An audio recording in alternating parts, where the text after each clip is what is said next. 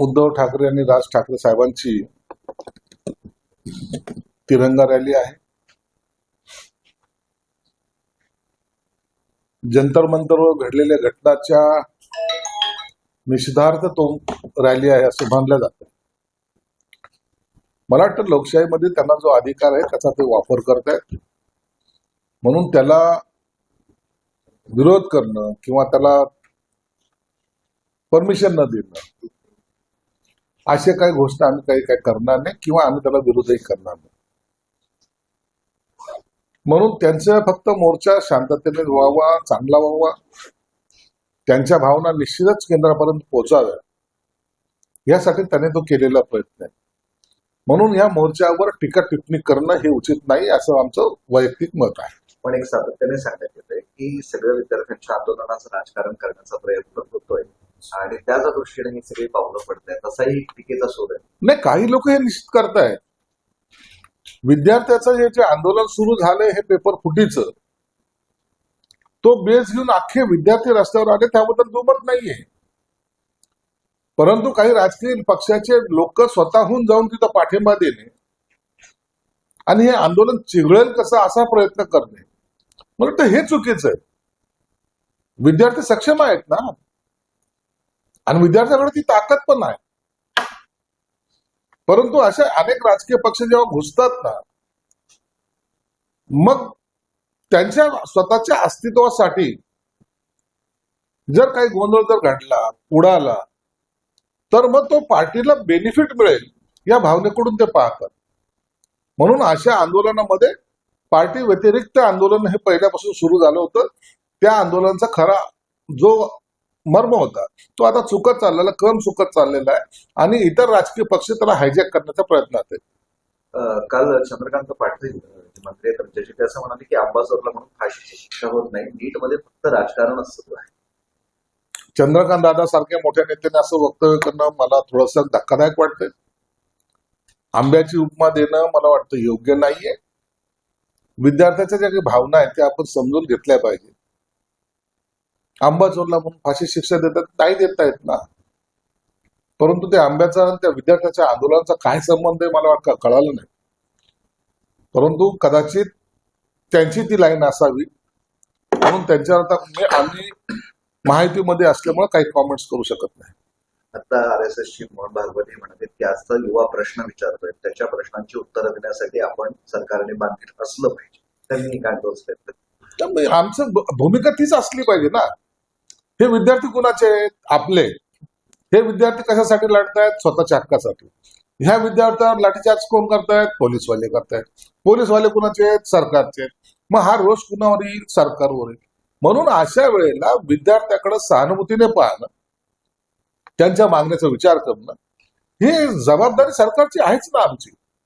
आणि म्हणून अशा आंदोलनाला शांततेने आणि कोणताही अनुचित प्रकार घडू नये याची डोळ्यात तेल घालून आपण ते काळजी घेतली पाहिजे. एकाही विद्यार्थ्याचं डोकं फुटलं याचा अर्थ त्या तो जो आक्रोश नंतर तयार होतो, एखाद्याचा जर जीव गेला तर काय होईल, ह्या कल्पना जरी केल्या तर विद्यार्थी आज तुम्ही पाहत असाल आंदोलनामध्ये गोली मारो हमको मारत आलो असे जेव्हा म्हणतात तेव्हा त्यांची चीड, त्यांचा संताप हा आपण जाणून घेतला पाहिजे आणि सरकार म्हणून एक चांगली भूमिका आपण त्यात वठवली पाहिजे. सोनम वांगचुक यांनी आंदोलनाला सुरुवात केली, आता त्यांच्यावरच टीका होते डील केली म्हणून. ते स्पष्ट म्हणाले 26 दिवस मी उपाशी राहिलो नसतो जर मला डील करायची असती. त्यांचा एक राग दिसून आला. वांगचुकवर अशी टीका करणं हे गैर आहे. एक चांगला कार्यकर्ता आणि नेता म्हणून त्यांच्याकडे पाहिलं जातं, आदराने पाहिलं जातं. आणि इतक्या 26 दिवस एखादा उपोषण करणाऱ्या माणसाकडे अशा पद्धतीने त्यांच्यावर टीका करणं हे गैर आहे. तत्वाने जगणारी काही लोक जे असतात त्याच्यामध्ये वांगचूक एक आहे. म्हणून मला तरी वाटतं की ते विरोधात जरी असले तरी त्यांच्या निष्ठेवर कुणीही शंका घेऊ नये. 3 वाजेपर्यंतची दुपारची वेळ दिली आता विद्यार्थ्यांनी. आयदर राजीनामा किंवा मग आंदोलन अजून पेटणार आणि त्यात त्या इतक्यांना टायफॉइड झाल्याचे निष्पन्न झाले. सरकारने मला वाटतं अनेक ठिकाणी अनेक वाटेतून त्यांना बोलवण्याचा प्रयत्न केला. त्यांची चर्चा सुरू झालेल्या आहेत. मला वाटतं काही निर्णय आज कदाचित होईल पण असा एक अंदाज आहे. डिपकेने सुद्धा सांगेल की या आंदोलनामध्ये स्वतःची सुद्धा काळजी घ्या. आंदोलनाचं नेतृत्व करत असताना आंदोलनाचा जो मुखिया असतो तो आजारी पडण्याचं लक्षण हे योग्य नाहीये, ठीक नाहीये. याच्यासाठी औषधोपचार घ्या, चांगले तंदुरुस्त राहा. निश्चित तुमच्या मागण्याचा विचार केंद्र सरकार करेल. फडणवीस सरकारने मंत्र्यांची सुरक्षा जी वाढवली त्यावरती संजय राऊतांनी टीका केली. सर्वच मंत्र्यांनी सुरक्षा वाढवली, त्या सर्वांची सुरक्षा वाढवण्याचा निर्णय दूरदृष्टीचा आहे असं त्यांचं मत आहे. कारण महाराष्ट्रात नव्हे तर देशात वातावरण बिघडले, त्यांनी बाहेर फिरू नये, बाहेर वादळ होऊ नये, गंभीर परिस्थिती निर्माण झाली, त्यामुळे मंत्र्यांनी काळजी घ्यायला आणि केंद्र सरकारने लष्कराची मदत मागवायला लागेल. संजय राऊतला कधीही सगळं पिवळंच दिसतं, त्याला कावीळ झालेली आहे. त्याला आम्ही कोणीही सुरक्षा मागितलेली नाही. सरकारला ज्या ज्या लोकांना देवाशी वाटते त्यांना सरकार देत असतं. परंतु विद्यार्थी हे आमचे आहेत, विद्यार्थी हे त्यांची जागिरी नाही, विद्यार्थी हे आमचे आहेत, आपल्या सर्वांचे. म्हणून विद्यार्थ्यापासून भीती आहे असं समजणं चुकीचं आहे असं माझं संमत आहे. विद्यार्थ्यांशी संवाद करू शकतो आम्ही, कधीही त्यांच्या समोर जाऊ शकतो. ते काही पर्याय नाहीत, ते काही अतिरेकी नाहीत, ते काही दुसऱ्या देशातले नाहीत. म्हणून त्यांची भीती आम्हाला वाटते असं जर कुणाला समजत असेल काही लोक, तर त्यांनी त्यांची सुरक्षता पाहावी. आम्ही आमच्या आणि विद्यार्थ्याचं असलेलं नातं हे तेवढं जिव्हाळ्याचं आहे आणि म्हणून आम्हाला सुरक्षितेची तशी गरज नाही. काल एक बैठक झाली, त्यात अशी एक चर्चा झाली या सगळ्या गोष्टी की आता सगळ्याच मंत्र्यांनी इंस्टाग्रामवर छोटे छोटे व्हिडिओ टाकावे, इथल्या शासकीय योजनांच्याही आता रील्स बनवाव्या, यातूनच आपण तरुणांपर्यंत पोहोचू शकतो या निष्कर्षापर्यंत हे आले. म्हणजे या आंदोलनातून एक धडा घेतलेला दिसतोय.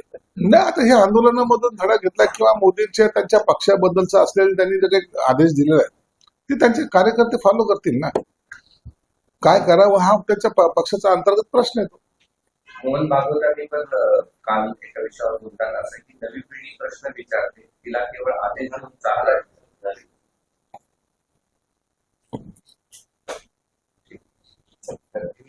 सर एक मोहन भागवत जी का एक बयान सामने आया है, उन्होंने कहा कि नई पीढ़ी जो है सवाल पूछती है और हमें उनके सवालों से बचना नहीं चाहिए, उनके सवालों का जवाब देना चाहिए। देखो, ये आने वाली जनरेशन है जो है वो अब अलग गति से जा रही है. उसकी स्पीड आप देखेंगे तो कई आगे की स्पीड वो आज ले चुके हैं. इसलिए उनके दिमाग में सवाल भी है, बहुत सारे सवालों को उनको जवाब भी चाहिए और ये देना ये सरकार की भी प्राथमिकता होना चाहिए और वो देना भी चाहिए. अगर विद्यार्थी को उनके सवाल का जवाब अगर नहीं देंगे तो वो कंफ्यूजन में कुछ और कदम उठाते रहते हैं. इसलिए उनको रोकना या तो उनके लिए कुछ अलग सोचना, इसके बजाय उसको अपनाना ये जरूरी है और यही बात मोहन भागवत ने कही. काल उदय सामंत या ठिकाणी आले होते, त्यांचे दौरे प्रचंड प्रमाणात वाढलेले आहेत आणि त्यांना प्रश्न विचारला काल की तुम्ही पालकमंत्री होणार आहेत, त्यांनी हात जोडले, पत्र जाताना शेवटी संकटाचा प्रश्न विचारत जाऊ नका असं. उदय सामंत हे त्यांच्या कामानिमित्त आले होते. प्रत्येक विभागामध्ये प्रत्येक मंत्री हा जात असतो. मी सुद्धा तर अनेक ठिकाणी जातो. मी सोलापूरला गेलो, मी माझ्या ठिकाणी माझे काम केले.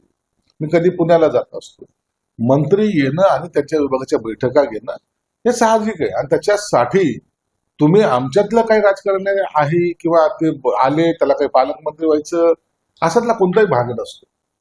आणि अखेरला पालकमंत्री जर कुणाला करायचं असेल तर एकनाथ शिंदे साहेब ठरवतील ना. चक्रा मारल्याने थोडी पालकमंत्री होत असतं. मंत्री येण्या जाण्यामुळे आक्षेप नाही, पण त्यांचा जो शहरातला वावर आहे किंवा जिल्ह्यातला वावर आहे तो प्रचंड पटीने वाढलेला आहे. तुमचे नेते शहरातले जिल्ह्यातले त्यांच्यासोबत सातत्याने दिसतात म्हणून हा प्रश्न पडतो. नाही, दिसू दे ना. आमच्या जिल्ह्यातले नेते तुम्हाला जर खासदार आमदाराबद्दल बोलायचं असलं तर ते असले पाहिजे. याचे प्रोटोकॉल त्यांनी राहिलं पाहिजे. मंत्री आपल्या पक्षाचे तो काही गैर नाही आणि म्हणून मी त्याला कॅज्युअली घेत असतो. ते त्यांच्या कार्यक्रमामध्ये व्यस्त होते, कारण मी माझ्या कार्यक्रमामध्ये व्यस्त होतो.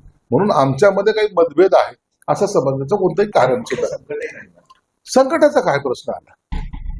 संकटाचं सांगून येत नसतं. म्हणून मी त्या संकट येतील जातील याची चिंता करत नाही. परंतु आमचा तसं कोणताही मतभेद नाही. असं आहे की पंढरपूरची पूजा साधारणपणे करतात पालकमंत्री असं दिसतं. म्हणजे पण भुमरेंनी केली, तुम्ही पण गेल्या वर्षी केली, यावर्षी त्यांनी केली, त्यामुळे हा सगळा नाही, पंढरपूरच्या छोट्या पंढरपूरची जे काही पूजा असते ती दरवर्षी प्रत्येक पक्षाच्या वेगवेगळ्या नेत्याला बोलवलं जात असतं. आता अनायशा भुमरे पालकमंत्री होती म्हणून त्यांनी केली, अनायशा मी पालकमंत्री होतो म्हणून मी केली, परंतु आजही मी दिवसभर तिथं पंढरपूरमध्ये राहणार आहे. म्हणून अशा पूजा काँग्रेसच्या खासदारांनी कल्याण काळेंनी केली, अंबादास दानवेंनी केली. ह्या सगळ्यांना एकेकाला बोलून एक त्यांच्या हाताने पूजा व्हावी हा त्याच्या मागचा उद्देश असतो. जाणून बुजून हे कुठेही केलं जात नाही.